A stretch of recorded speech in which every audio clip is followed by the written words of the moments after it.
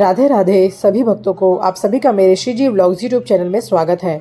अपनी पिछली वीडियो में हमने बात की थी सूर्यदेव के प्राकट्य, सूर्य सप्तमी के महत्व, पूजा विधि और शुभ मुहूर्त के बारे में।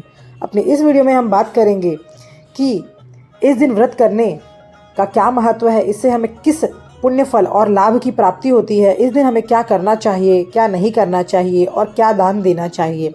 तो चलिए शुरू करते हैं। देखिए, पहले भी अपनी वीडियो में हमने बताया था कि इस दिन स्नान, दान और पुण्य करना चाहिए, जिससे कि इस दिन किया गया दान पुण्य अक्षय हो जाता है, जिसके पुण्य का क्षय नहीं होता। मान्यता है कि इस दिन किया गया दान सूर्य ग्रहण के समान फल दिलाने वाला होता है, इसलिए इस दिन दान पुण्य अवश्य करना चाहिए। इस व्रत को घर में करने के साथ साथ सभी मंदिरों में भी बड़े धूमधाम, उल्लास और हर्ष के साथ मनाया जाता है। विशेष कार्यक्रम और उत्सवों का आयोजन होता है और परमेश्वर की आराधना की जाती है। इस दिन खासकर दक्षिण भारत में तिरुमाला के तिरुपति बालाजी मंदिर में सूर्य देवता के लिए विशेष पूजा श्रृंगार की व्यवस्था की जाती है। यह व्रत या यह पर्व हम कह सकते हैं कई जगहों पर धूमधाम से मनाया जाता है, खासकर महाराष्ट्र, तमिलनाडु, कर्नाटक, आंध्र प्रदेश में। सूर्य देव की पूजा करने से भक्त पवित्र हो जाता है और अपने जीवन काल में किए हुए पापों से मुक्त होकर अपने अगले और वर्तमान जन्म में बेहतर जीवन को प्राप्त करता है।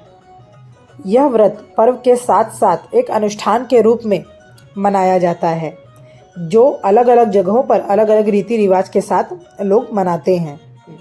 पूरे विधि विधान के साथ सूर्य देव का पूजन करने से, उनका मंत्र जाप करने से और उनके विविध स्तोत्रों का पाठ करने से मनुष्य का दुर्भाग्य सौभाग्य में बदल जाता है। ज्योतिष शास्त्र के अनुसार सूर्य देव की पूजा करने से व्यक्ति को सुख, शांति, समृद्धि और संतान की प्राप्ति होती है। साथ ही साथ इस दिन व्रत करने से करियर, कारोबार में तरक्की के दरवाजे खुल जाते हैं। साथ ही साथ सरकारी नौकरी के लिए भी सूर्य को मजबूत करने की सलाह दी जाती है, जो कि उनकी पूजा अर्चना वंदना से होती है। सूर्य मजबूत होने से करियर में या तरक्की में किसी भी प्रकार की समस्या या बाधा नहीं उत्पन्न होती। यदि इस दिन भक्त पूरी श्रद्धा निष्ठा के साथ पूजा करते हैं तो सूर्य देव की कृपा से रोग दूर होते हैं, धन धान्य में वृद्धि होती है, लंबी आयु, उत्तम स्वास्थ्य और समृद्धि की प्राप्ति होती है। भविष्य पुराण के अनुसार यदि इस दिन पिता तुल्य किसी व्यक्ति को तांबे के बर्तन में चावल, छुहारा, बादाम दान किया जाए तो इससे भी विशेष पुण्य फल की और समस्त बाधाओं, कष्टों और संकटों का निवारण होता है। ज्योतिष शास्त्र के अनुसार जिस भी जातक की कुंडली में सूर्य उच्च या शुभ के होते हैं, उसे पद, प्रतिष्ठा और मान सम्मान की प्राप्ति होती है। शास्त्रों में ऐसा वर्णन है कि सूर्य सप्तमी के दिन या अचला सप्तमी के दिन सूर्य देव की जो भी जातक पूरे विधि विधान और सच्चे मन से व्रत एवं उपासना करते हैं, उन जातकों के सभी पापों का शमन हो जाता है, उसके बड़े से बड़े व पुराने रोगों का नाश हो जाता है और आरोग्य की प्राप्ति होती है। साधक को सुख समृद्धि की प्राप्ति होती है, साथ ही साथ मान प्रतिष्ठा में भी वृद्धि होती है। इस दिन किए गए दान पुण्य का अक्षय पुण्य फल की प्राप्ति होती है और सौभाग्य में भी वृद्धि होती है। यदि कोई दाम्पत्य निसंतान है या संतान उत्पत्ति में बाधा है तो इस व्रत को करने से उन्हें उत्तम संतान की प्राप्ति होती है। इसके अतिरिक्त जिनकी संतान लंबे समय से बीमार रहती है या उनकी बीमारी किसी भी प्रकार से खत्म नहीं हो रही, उन्हें भी इस दिन का व्रत अवश्य करना चाहिए, जिससे कि उन्हें अवश्य ही लाभ होगा। सूर्य जयंती का व्रत करने से जातक को सूर्य ग्रह की शुभता और अनुकूलता प्राप्त होती है। प्रशासनिक सेवा से जुड़े लोगों को पदोन्नति के लिए या प्रमोशन के लिए यदि सरकारी नौकरी में चाहिए तो उन्हें भी यह व्रत अवश्य करना चाहिए, जिससे कि उन्हें सरकारी नौकरी में प्रमोशन अवश्य मिलेगा। नौकरी पाने की इच्छा रखने वालों को भी मनपसंद नौकरी के लिए इस दिन व्रत उपासना अवश्य करनी चाहिए। विद्यार्थी द्वारा इस व्रत को करने से उसकी शिक्षा में आ रही रुकावटें समाप्त हो जाती हैं और पढ़ाई में मन लगने लगता है। इस दिन का व्रत एवं पूजन करने से साधक की आध्यात्मिक उन्नति भी होती है तथा भगवान के भजन कीर्तन पूजन में मन लगने लगता है। वास्तु शास्त्र के अनुसार इस दिन घर में यदि सूर्य ब्रह्मास्त्र स्थापित किया जाए तो समस्त प्रकार के वास्तु दोषों का भी नाश होता है। सौभाग्यवती स्त्रियों के सौभाग्य में वृद्धि होती है। स्त्रियों का रूप, सौंदर्य और व्यक्तित्व आकर्षक होता है। इस दिन का व्रत एवं पूजन करने से जातक को हर प्रकार के चमड़ी या त्वचा के रोग जो होते हैं उनका भी निदान होता है। तो इस दिन व्रत करने से, वैसे भी रविवार के व्रत को कहा गया है कि सूर्य देवता का पूजन करने से किसी भी प्रकार का जो त्वचा रोग होता है, हड्डी के रोग होते हैं, नेत्र के रोग होते हैं, उन सभी प्रकार के रोगों का शमन होता है।